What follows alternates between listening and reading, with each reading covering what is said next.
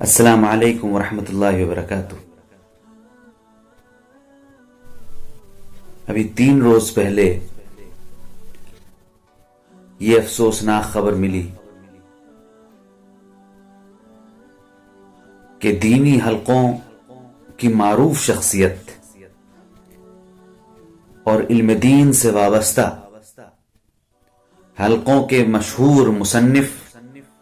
اور صاحب قلم مولانا ابن الحسن عباسی صاحب اس دنیا سے رخصت ہو گئے۔ انا للہ و انا الیہ راجعون۔ مولانا ابن الحسن عباسی نے ایک بار مجھے پوچھنے پر بتایا تھا کہ جنوری 1972 میں ان کی پیدائش ہوئی۔ اس طرح انہوں نے 48 سال اس دنیا میں گزارے، اور یہ بھی عجیب اتفاق ہے کہ جنوری کے مہینے میں وہ اس دنیا میں تشریف لائے اور دسمبر کے مہینے میں وہ اس دنیا سے رخصت ہو گئے۔ فطری عمر کے لحاظ سے 48 سال کی عمر کم ہوتی ہے۔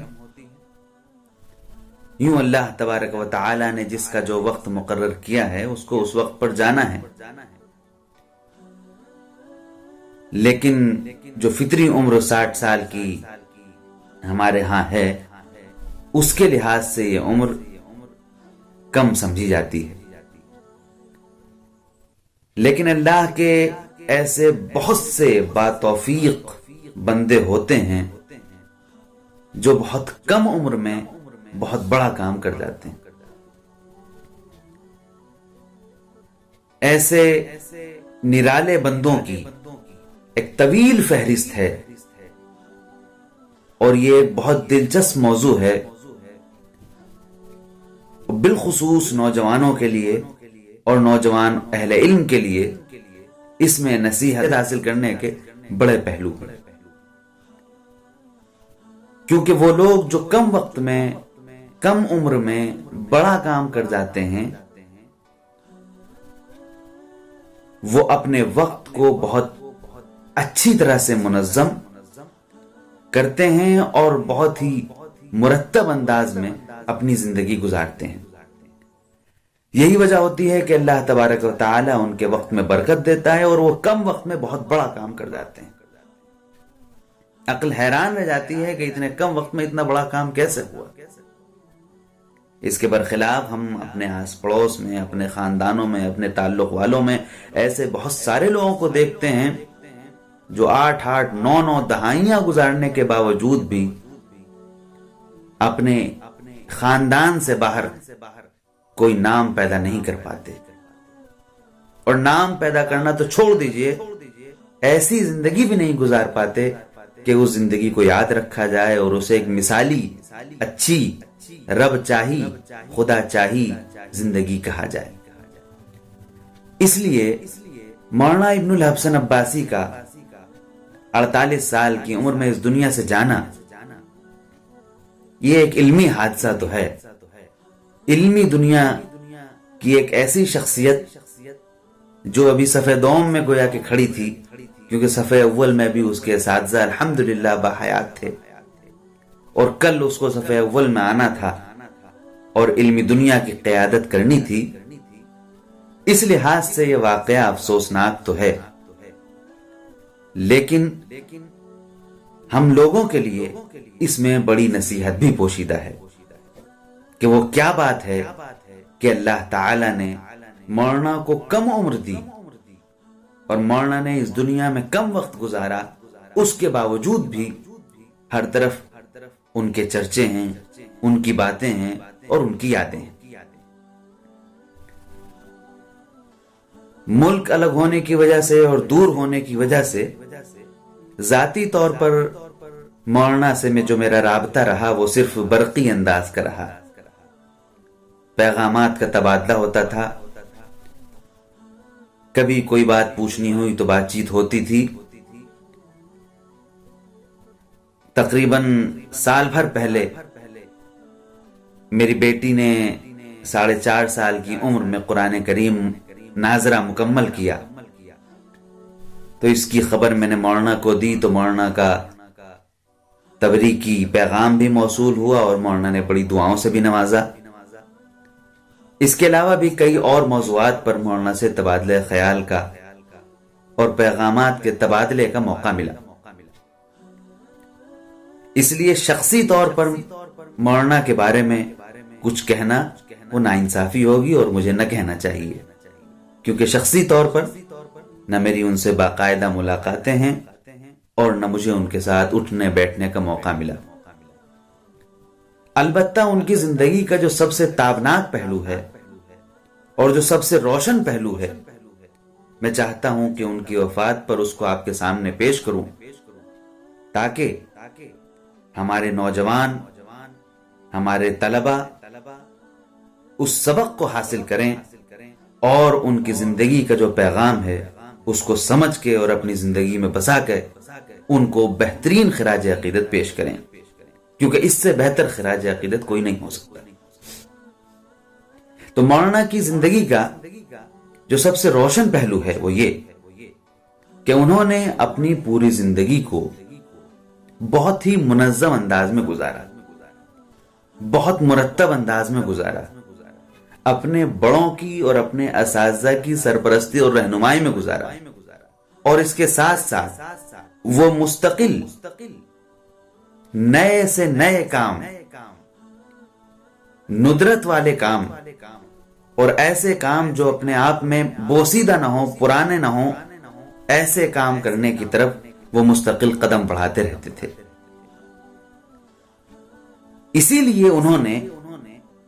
گویا کہ یوں کہہ لیں کہ اپنی مختصر زندگی کا ایک مشن سا بنا لیا تھا کہ امت مسلمہ کو اور امت کے نوجوانوں کو ان کے اسلاف کے ذخیرے سے جوڑنا ہے، اسلاف کی علمی میراث سے وابستہ کرنا ہے۔ اس کے لیے انہوں نے بہت سی کتابیں تصنیف کی اور بہت سے مقالات لکھے اور مختلف انداز کے، دوسرے انداز کے بھی کئی اہم کارنامے انجام دیے۔ میں چاہتا ہوں کہ مولانا کی ایک کتاب جو ہمارے دینی حلقوں میں بہت معروف ہے اور خوب پڑھائی جاتی ہے، اور واقعی حقیقت یہ ہے کہ یہ کتاب اس لائق ہے کہ اسے ایک بار پڑھ کے چھوڑا نہ جائے، بلکہ اسے اپنے سراہنے رکھا جائے اور وقتاً فوقتاً اس سے استفادہ کیا جائے۔ وہ کتاب متاع وقت اور کاروان علم ہے۔ اس کتاب میں مولانا نے سلف صالحین کے ایسے واقعات جمع کیے ہیں جن سے وقت کی قدر و قیمت کا اندازہ ہوتا ہے، ایسے واقعات جن سے یہ پتہ چلتا ہے کہ اسلاف اپنے وقت کی حفاظت کس طرح کرتے تھے، اور ایسا صرف اس لیے کیا مولانا نے، اور یہ جوخم بھرا کام اور یہ بڑا مشکل کام کہ پورے اسلامی ذخیرے کو کھنگالنا اور اسلاف کے واقعات پڑھنا اور ان میں سے ان کے وقت کی پابندی، وقت کی تنظیم، وقت کی ترتیب کے متعلق چیزیں نکال لینا اور پھر وہ سب جمع کر کے ایک کتابی شکل میں علمی دنیا کے سامنے پیش کرنا، یہ بہت ہی مشکل کام مولانا نے صرف اس لیے منتخب کیا تھا کیونکہ وہ خود اس پر عامل بھی تھے اور وہ چاہتے بھی تھے، ان کی آرزو بھی تھی، اور شاید ہم یہ کہیں تو غلط نہیں ہوں گے کہ ان کی زندگی کا مشن بھی تھا کہ امت کو اور امت کے نوجوانوں کو ان کے اسلاف کی میراث سے وابستہ کر دیا جائے۔ یہاں میں چاہتا ہوں کہ ایک چھوٹا سا پیراگراف، ایک مختصر سا اقتباس جو مولانا نے امام بخاری کے تذکرے کے آخر میں لکھا ہے وہ آپ کو پڑھ کے سناؤں۔ مولانا لکھتے ہیں کہ بوئے گل کا باغ سے اور گلچی کا دنیا سے سفر اس عالمگیر قانون کا اثر ہے جس سے نہ کوئی بچا ہے نہ بچے گا۔ امام بخاری کو زندگی میں محبتوں کے جھونکے بھی نصیب ہوئے اور نفرتوں کے طوفان سے بھی سابقہ پڑا، عقیدت کے پھول بھی ملے اور حسد کے کانٹے بھی ہاتھ لگے۔ امام گئے، امام کے حاسد گئے، وہاں جہاں سب گئے، سب کو جانا ہے، پر امام کا علم باقی رہا، باقی رہے گا کہ یہ کائنات کی اس بہترین ہستی کے کلام کا علم تھا جس کے فیض عام نے صحرائے عرب کے بدویوں اور حبشہ کے گمنام حبشیوں کو حیات جاوداں بخشی۔ امام بخاری نے اپنی صحیح کے گلشن کو جن پھولوں سے آباد کیا، تر و تازگی ان کے لیے فطرت کا انعام ہے۔ یہ ایک مختصر سا پیراگراف مولانا نے امام بخاری کے تذکرے کے آخر میں لکھا ہے، یعنی امام بخاری کا وہ تذکرہ جو اس کتاب متاع وقت اور کاروان علم میں ہے، اس کے آخر میں مولانا نے یہ اقتباس تحریر فرمایا ہے۔ اس اقتباس کو پڑھتے ہوئے یہ بہت صاف محسوس ہوتا ہے کہ جو باتیں مولانا نے اس اقتباس میں فرمائی ہیں وہ خود ان کی زندگی پر بھی پوری طرح صادق آتی ہیں۔ ظاہر بات ہے یہاں دونوں شخصیتوں کا مقابلہ یا موازنہ مقصود نہیں ہے، وہ بڑی بیوقوفی بھی ہوگی، لیکن ہمارے مولانا ابن الحسن عباسی امام بخاری کے خوشہ چینوں میں تھے، امام بخاری کی راہ پر چلنے والوں میں تھے، امام بخاری کے سجائے گئے دسترخوان سے ٹکڑے چننے والوں میں تھے، اور انہوں نے یہ کاروان علم کا جو تذکرہ پیش کیا اور مختلف شخصیتوں کی زندگیوں کے وقت کی پابندی کے جو حوالے انہوں نے ہمارے سامنے پیش کیے، اس سے یقین ہے کہ اس تذکرے میں ایسی بابرکت شخصیات ہیں کہ انشاءاللہ اللہ تبارک و تعالی نے، جیسا کہ مولانا نے لکھا اور حقیقت بھی یہی ہے کہ امام بخاری کو رسول کے کلام اور جس ذات گرامی کی وہ خدمت کر رہے تھے اس کے صدقے میں اللہ تبارک و تعالی ہمیشہ امام بخاری کا نام باقی رکھے گا۔ وہی بات ہم یہاں بھی کہہ سکتے ہیں کہ جس طرح مولانا ابن الحسن عباسی نے امام بخاری، امام مسلم اور دوسرے بے شمار سلف صالحین کی خدمت کی اور ان کے علم کو ہم تک پہنچانے کی کوشش کی اور ان کے علمی ورثے سے امت کے نوجوانوں کو جوڑنے کی کوشش کی، انشاءاللہ اللہ کے ان نیک بندوں کے تذکرے کے طفیل میں اللہ تبارک و تعالی ہمارے مولانا ابن حسن عباسی کا بھی نام اور کام تادیر زندہ رکھے گا۔ اللہ تبارک و تعالی سے دعا ہے کہ وہ مولانا کے اہل خانہ، مولانا کے تلامذہ، مولانا کے اقربا اور اعزہ ان تمام کی دستگیری فرمائے، کیونکہ حقیقی دستگیر، حقیقی کارساز اسی کی ذات گرامی ہے،